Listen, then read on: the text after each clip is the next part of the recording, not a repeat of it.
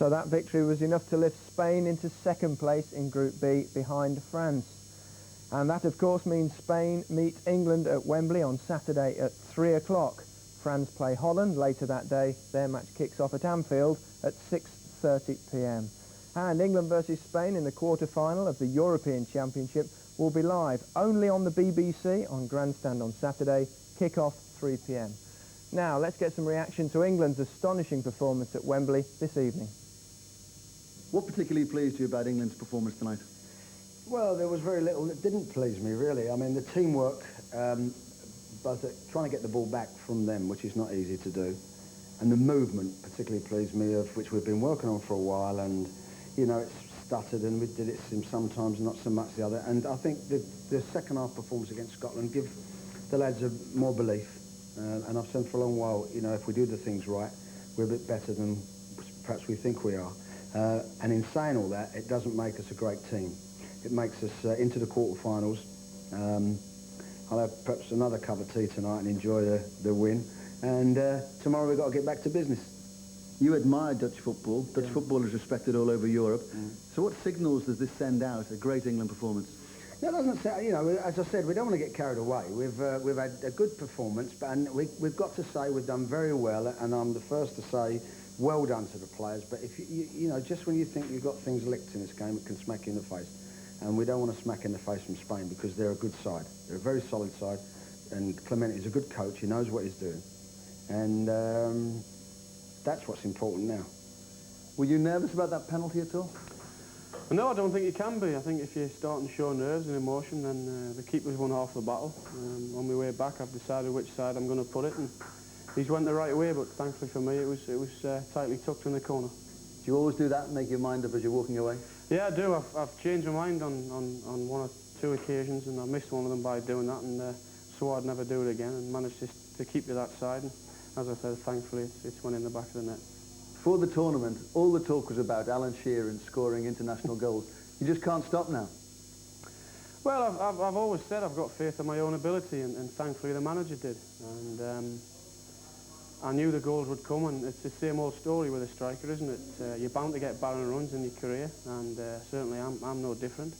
And I had one of those for 11 or 12 games, or however long it was. And it's as soon as the first one goes in, then generally the case is that there's a few following. Thankfully for me, there's been a few came along after that, but hopefully there's a few more left in the tank yet. The movement in the goals you scored, that obviously bodes well. That the ideas you've been trying to get over to the players in training for the last 2 years is now coming to fruition. Well, the players have done that. I mean, they've worked so hard tonight. The front three was a major factor in winning the game for us. They made it very difficult for Blind to come out and make another midfield player.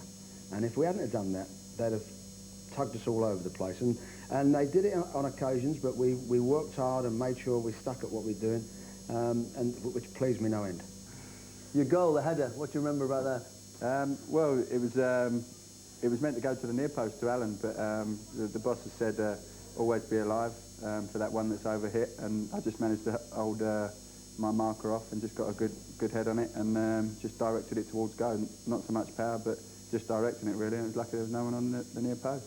England were just on fire at one stage. But we've got great players. We know that. We've always tried to tell people that, but it's producing it. We know we've got, you look at all the players we've got on the front line, and as well at the back. I mean, we've got great players in the side, and it's just gelling together very nicely. Now Spain, that won't be as easy to say. You know all about Spanish football. I do. I was there 3 years now. I know all about Javier Clemente. He was manager of Espanyol when I was at Barcelona, local derbies, and we've had a few run-ins, and he's a tough cookie, and he knows his business. So he will be looking at that, like I'll be looking at them, and we'll be trying to beat the battle of wits, I suppose. Leading scorer in the competition, do you have your eyes on that? No. That doesn't bother me. If England can go all the way to the final and win it, then I'm not bothered if Gary Neville finished top scorer. It certainly doesn't bother me. I'm aware it's your job to keep everyone's feet on the ground, but English football supporters tonight they'll be deliriously overjoyed. Yeah, I'm very, very happy for them. They give us great support. Against Scotland, I think it was the biggest goosebump feeling I've had with the support we've had. And again, they followed it up tonight, you know, and it's gratifying that we can give them what they want.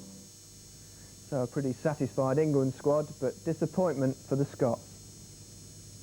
Unfortunately, the ball didn't turn for us in the last part of the game when it was all-out attack. In fact, it was kamikaze stuff. We had thrown Colin Henry forward when we heard that Kluivert had scored for Holland. And I don't think anyone could fault the effort. The fans seem to be pleased with that, but it's, again, desperately disappointing. It was an amazing sequence of events at Wembley. Were the players aware of what was happening? They were aware at half-time of the result, and then with 15 minutes to go, when England were ahead, we put the message on that we didn't need to score a goal, so we hadn't to be too careless. So they settled down to a nice pattern at that point. Then all of a sudden, Kluivert had scored, and the new message went on, and you saw we put Colin Henry up front to be the battering ram, which was really the last throw of the dice at that point, and unfortunately it didn't work for us. It could be, and there's no promises, your last major championship, but if it is, what a way to go out. It was a good goal. I mean, I thought it was never coming. It started off, I thought it was going to be one of those nights. The big goalkeeper had an unbelievable save from the first one. And the lads saw it in the monitor, they see the second one's better. I'm a wee bit unhappy myself at the second. The first one I don't mind at all, because I just hit it as it came out, and I would do the same thing. The second one I tried to, maybe should have tried to just side-foot it by him. I think I hit his calf, but credit to him, he had a couple of great saves, and that's never bothered me anyway. So, but I was just pleased to get the goal, and I struck that one really well. It was a lovely ball from Gary McAllister. I didn't have to break my stride at all, and as soon as I hit it, I knew I'd made good contact with it, and I was pleased to see it go in. It must be doubly frustrating then that one more was all you needed, and yet it just wouldn't come. Yeah, it was, because we knew we were in touch with the happenings at Wembley, so we knew we needed one more goal. And I think, as you saw over the last 10-15 minutes, we threw a little bit of caution to the wind. We threw big Colin Henry up in attack, so we played with a few strikers in my time, but big Colin's a bit of a novel one there, yeah. And to be fair, the way I was playing, I was tired, and he didn't look out of place. But we knew we had to get another goal, and we had to get it from somewhere anywhere. But as I said, it wasn't to be tonight. But we're pleased with the win. It was nice to finish on a high note. But what those fans were absolutely magnificent. I mean, it just makes you proud to be a Scotsman and play for your country. I think you've seen a Scottish team trying to play football, trying to pass the ball and create openings, not the traditional way that we're noted for. I think unfairly over the past decade, I may say, but I think we are a footballing side, and no one, I'm sure, would consider us to be rank outsiders in this tournament. I think we're one of the closest losers. There are 8 countries going, we're one of them. But I think, I'd like to think anyway that we are perhaps 9th in the 16 countries that were here. I think today proved, and even against England on Saturday at Wembley, we can't pass the ball. And that's the way forward. We've got to learn to be patient, take the ball at the back and pass it through midfield. And if we do that, I think we won't have any trouble qualifying for the World Cup. Last word, a message for Terry Venables now. Well, I want to thank Terry publicly, and I've got utmost respect for him and for his team. I said that on Saturday when they beat us. People were saying we're unlucky, but they reckoned without 2 excellent England goals. They were superb goals, and clearly they scored superb goals again tonight. So I'm pleased for Terry because he's had a lot of criticism, and I hope that, frankly, that England do go on to play very well and continue to progress in the tournament now that we're out. So thank you for your effort, and I'm sorry we just couldn't match it here at Villa Park. Thank you very much, Craig, and well done at the championship. Thank you very much.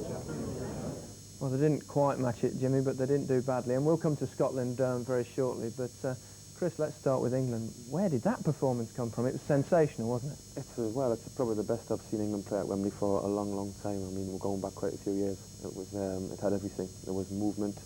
There was great passing. And the one thing that impressed me tonight was they actually found the tempo what suits England. And it makes other teams very, very uncomfortable when England play such a precise passing game, but at a tempo like that. Jimmy, Terry Venables, he's took criticism like every other England manager has. Yeah. It's part of the job in many ways, but is this his finest hour? Well, I think it is. I've been trying to make a list here of the things that he's done in the short space of time, really. Only recently, the morale of the team, he rode on the back of the ridicule, I reckon, and strengthened the squad and the morale of the squad as a result of that. You know, all the fuss and nonsense over the Hong Kong business, and I think that bound them more tightly together, and he thought, yeah, I'll use that. The shrinking resources that he's had, and there's even another one, Ince is out, but he just shrugged that off. Yeah, okay, Ince is out, but we'll do something about that. That's management. You know? Confidence in Sheringham and Shearer. Shearer, you hadn't scored for that long time. Didn't lose him any confidence in him. But a striker needs the support of his manager there, doesn't he? Does entirely. You will know that only too well, because you at one time, I mean, you felt... lost the chances, No, but you felt sorely, I think, that you'd lost the support, maybe. But anyway, he didn't. The grooming of the young players, the Nevilles, Southgate, bringing them on slowly. But more than perhaps anything else, the way in which he stood by Gaza, even through that first half on Saturday, which worried the life, I think, out of us, he, all the while, whatever the criticism, he knew the talent that was there. And what we saw tonight was a mature Gaza. A calm, brilliant player at his best, calculating, cold, not getting excited. And that's due to good, sound management by Terry Venables. There is just one... Well, I like the captain as well, Adams, the nice way that he warned everybody, don't get carried away, we've got a big job to do yet. He's stuck by him, he's got the right kind of captain. But all in all, I've got to make a criticism. In the end, at least, well, you might. Go on. He did see the lack of wisdom in playing McManaman on the left side. He changed it tonight. He did change it tonight, yeah, just in time. I sort of fancy it might be a 10 out of 10 performance for Terry tonight.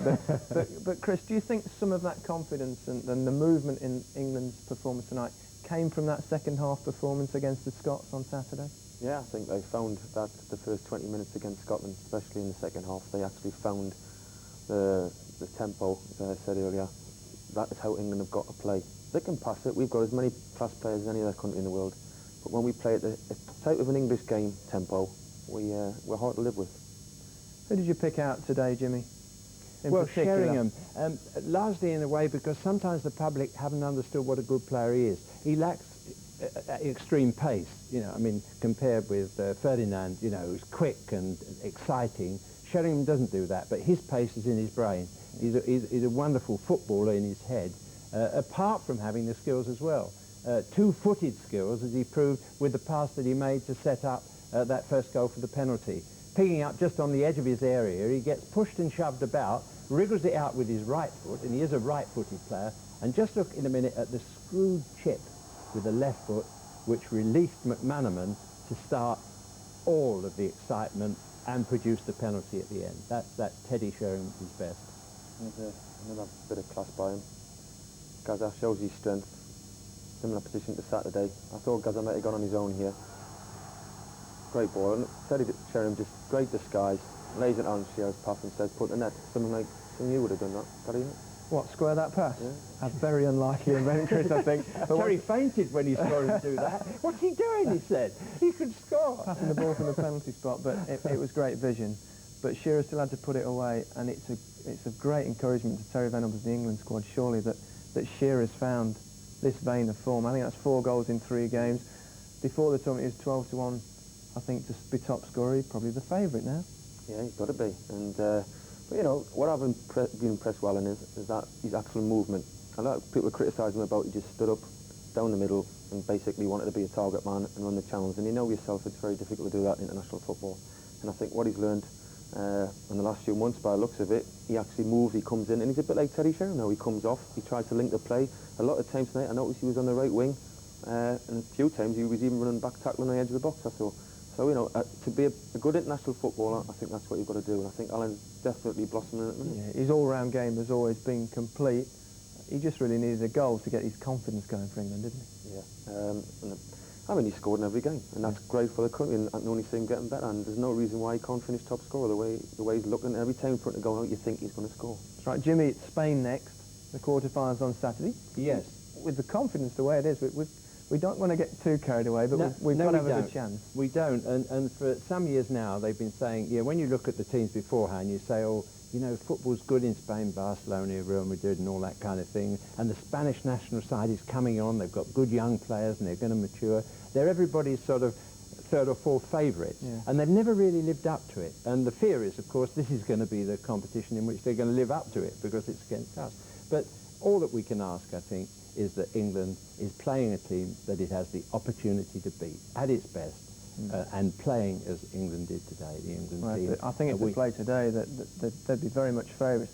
I think the Spanish are good, in many ways, an un-Spanish-like team, aren't they, Chris? They've not got quite the flair that we're accustomed to seeing, but they're workmanlike, but perhaps lack a little bit up front. Well organised, yeah. I think you just summed them up. They do lack a goal scorer. They ain't got a goal scorer, but they'll be very well organised. They'll get behind the ball. They'll know it's going to be difficult at Wembley with a crowd and everything, and the way England's played tonight.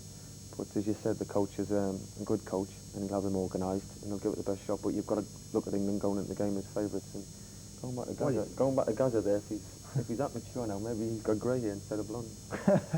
It's all so exciting, though, isn't it? Now they've revitalised the nation's enthusiasm. We have trust and confidence and everything, and can't wait for Saturday. It's like 1990 all over again. It is indeed. On this side of the fence, it's just as good. Yes. Jimmy, let's go back a little bit now to Scotland. I mean, they've done themselves proud this evening, haven't they? They've not quite made it yet again, but England helped a little bit and gave them the chance. They did. Their spectators did them proud at Wembley. You know, that was a wonderful footballing occasion. If that doesn't bring back the annual match, or at least biannual match, that's it. But nevertheless, their team too has done wonders. A very, very nice manager who people believe in, you know, and an unlucky result today. They had chances, didn't they? We were talking about making history, weren't we? Yeah. It's extraordinary history. This was the goal that Ali McCoist got, and it is a magnificent strike, the sort that would win any goal competition, laid on by McAllister, who played superbly throughout for them, and it fades like that, giving the goalkeeper no chance at all. But then the chances that he'd had before, the easier ones, didn't come his way. That's right. He has the one. I mean, I think that's a good opportunity for him, and as he said, he hit it, and I think he did the right thing. It was a great save by the goalkeeper. This one he'd be disappointed with. He's been in this position a lot of times with Rangers before, and normally just lifts them over to keep entering it. But you've got to give the goalkeeper full credit. He spread himself very big, made himself very big, and it wasn't to be Scotland's night. And the man who's broke the heart, like he did with the Irish, is Clive. Remember, he knocked the Irish out by beating them 2-0 to qualify for this tournament, and now he's sent the Scots going home. So he's obviously got something against him. But Craig Brown takes great credit from this tournament, I think, Craig Brown, and I think he handles the media so well as well, doesn't he? He does indeed.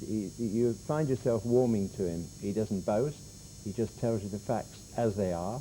And you wouldn't find anybody dislike him or be disappointed with what he's done. I think even the Scots, they did well. They had their run. At one point, it was so exciting that we were England and Scotland through to the next round, but it wasn't to be. But they shouldn't be ashamed at all. And I think they've confidence now on the pattern that he's set for the Scottish team to follow, as we heard tonight from them. Thanks, chaps. We'll leave England and Scotland there. Let's go on to other matters. Now, the Croatians may have taken a little time to catch fire, but in the second half against Denmark on Sunday, they sizzled. And the performance of Davor Suker has brought rave reviews. Gerald Sinstadt takes a closer look at this most accomplished striker.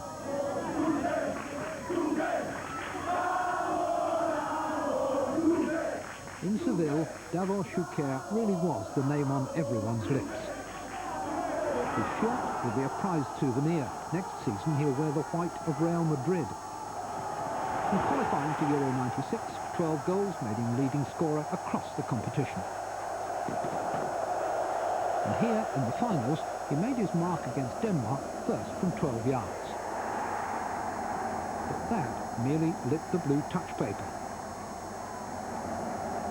The explosion came later. Look at that for a pull down by Suker. He's trying to catch Schmeichel up his lane! And Schmeichel acknowledges a quality piece of play by Davor Suker, who gets a standing ovation. That was worthy of Pele. Wonderful play by Suker. He was very, very close to embarrassing Peter Schmeichel. Sure, it was a good, perfect shot, and I tried it a few times in Croatia or in Spain and scored. Not yesterday though. Schmeichel beat you. Yes, it's very important. It's very good for spectacle and good for fair play. Suker's repertoire, though, isn't confined to the outrageous. This pass sets up a goal for his roommate, Swanee Boban. How did you celebrate with him afterwards? Yes, we didn't sleep. We didn't sleep. Maybe 1 hour in the morning, 7 and 8. Between 7 and 8. But he's a great player. He's a great scorer with a great talent. and he did something great for Croatia. He knows that, and he's very happy about that. It's normal. But he told me, Zvona, we did something great for all the time, but we have to do more. What were you doing until 7 o'clock in the morning? Oh, we were speaking. We were speaking in bed because we were together in a room. Oh, we are together in a room. But you were so excited. Yes, we were excited because you have a great tension before the important games, and you can't sleep after the game. If you're a real player, you can't sleep after the game. Boban and Suker won't be the only ones relishing and replaying the striker's final thrust. A chip of exquisite delicacy and judgment over the man they reckon is the best goalkeeper in the world. Seville's loss, Madrid's gain, Croatia's delight. You certainly impressed me. So, Euro 96 well underway and it's looking good. Let's have an alternative look now at the tournament so far with Nick Hancock. From the first moments of the opening ceremony, Euro 96 has provided a wealth of entertainment. Here, a group of extras from It's a Royal Knockout dance around Wembley in a performance that at first glance seems unconnected with football. In fact, if you look closely, it's a faithful recreation of Leeds United's display in this year's Coca-Cola Cup final. Since then, they've found a ball and things have picked up.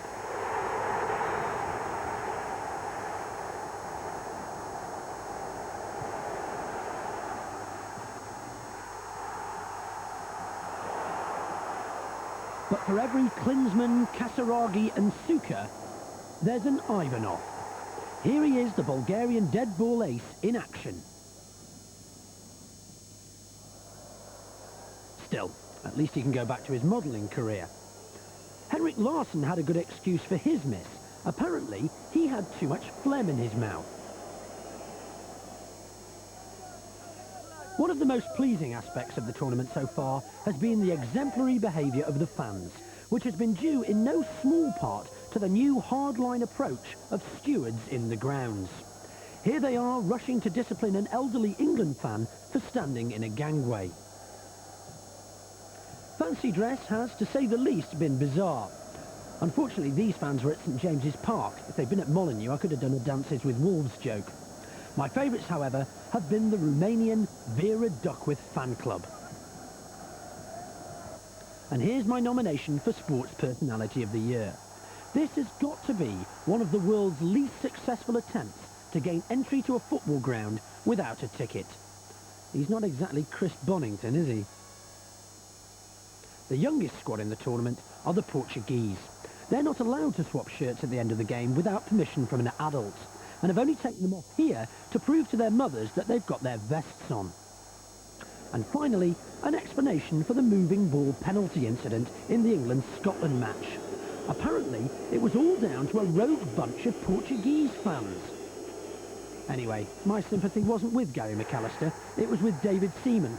Gary just missed a penalty. David, poor lad, got snogged by Tony Adams. Yuck. Chris, what's impressed you most about the tournament so far? Not that kiss by Tony Adams and all that. No, I think the fair play and the way teams are actually going out. They've been a bit cagey at first, but it's really livening up now. And I think the last couple of days we saw some excellent football, and that's what we wanted to see. It's all been positive off the field as well. No hooliganism problems, touch wood. Jimmy? No, indeed. I mean, that's first class. I mean, it really is a celebration of football, which is what these competitions are meant to be. And there's real joy. There's sadness when your team gets knocked out. But there are plenty of exciting players playing that play for teams that you don't happen to support, as we've seen already. I mean, we get just excited when we see someone like Suker playing, because it's even Chris, with all the skill in the world he has, sees him do something and is as excited as a 10-year-old schoolboy with what he's seen. And that's what the European tournament is, the best football that can be presented in the world. So what about England, Chris? We've got to bring it back to that, haven't we? It's been such a great night. Let's labour it. England, can they go on all the way and win it? It's going to be difficult, but if we play like we did tonight, I think teams are going to find it very hard. Plus the crowd, they've got a big part to play in it, and people don't realise. But I'd like to see them go and win it, and I wonder what Gaza's celebration would be like then. Jimmy? Well, I think we can, and if we do, I shall even fall in love more so with Teddy Sheringham, and that will get Chris Evans talking, won't it, tomorrow morning? It certainly will. Thanks, gentlemen. So what a night for football. Scotland, it was so nearly the impossible dream. For England, a night to remember. Good night.